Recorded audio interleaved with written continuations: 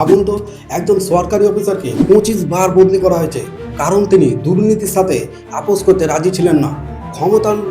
ক্ষমতাবানদের বিরুদ্ধে একের পর এক অভিযান চালিয়েছেন। কে এই মানুষটি? কেন তাকে সবচেয়ে বেশি ভয় পায় দুর্নীতিবাজরা? ভারতের প্রশাসনিক জগতে তুকারাম মুন্ডে একজন সাহসী ব্যক্তির নাম। যেখানে অনেক কর্মকর্তা চাপে পড়ে নিজেকে বিক্রি করে দেয়, সেখানে তিনি বেছে নিয়েছিলেন লড়াইয়ের পথ। বিশ্ববিদ্যালয়ে মেসে তৈরি হওয়া নোংরা খাবার তিনি সরাসরি অভিযান চালিয়ে বন্ধ করে দেন। তিনি একটি আইন প্রয়োগ করে গুটকা সিন্ডিকেটগুলোর বিরুদ্ধে অভিযান চালিয়েছেন, যার ফলে 190 জনেরও বেশি অভিযুক্ত গ্রেপ্তার হয়। এফডিএ রেড চালিয়ে 51 লক্ষ টাকার ঔষধ জব্দ করেন।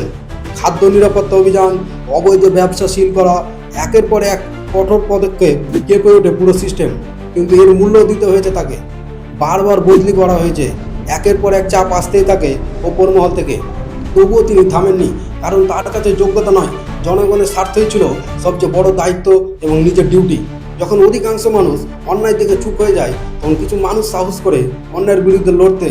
তার মধ্যে তুকারাম মুন্ডে একজন আইএএস অফিসার। তিনি সততা, সাহস এবং দায়িত্ববোধের এক জলজন্ত উদাহরণ। ভিডিওটি কেমন লাগলো তা কমেন্ট করে জানান।